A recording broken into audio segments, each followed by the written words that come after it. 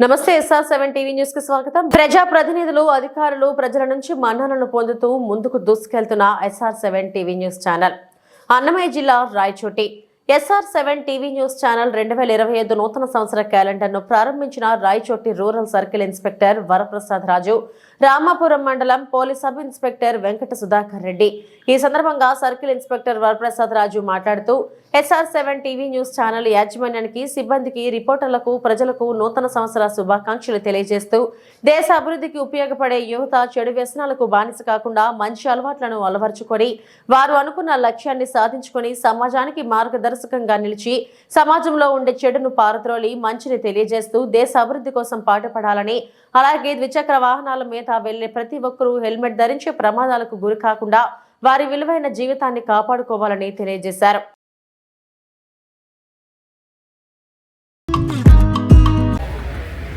నమస్తే, SR7 టీవీకి స్వాగతం. నా పేరు ఆరోగ్యసాడి, అన్నమయ్య జిల్లా ఇన్ఛార్జ్. మరి 2025 నూతన సంవత్సరం ప్రారంభం సందర్భంగా మరి ఈరోజు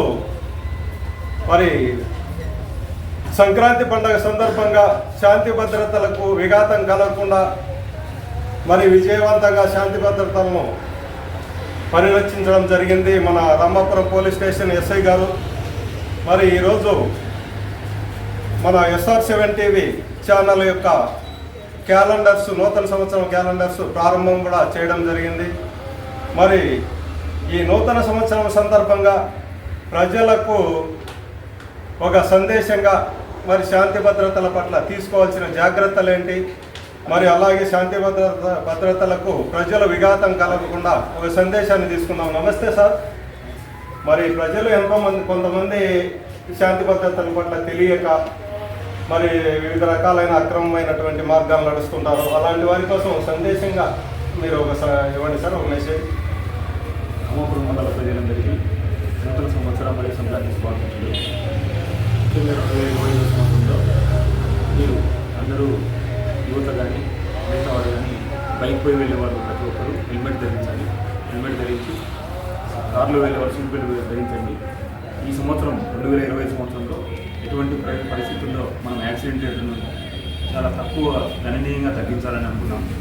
ఆ విధంగా మనం బాధ్యతాయుతంగా అందరూ హెల్మెట్ ధరించాలని కోరుకుంటున్నాం.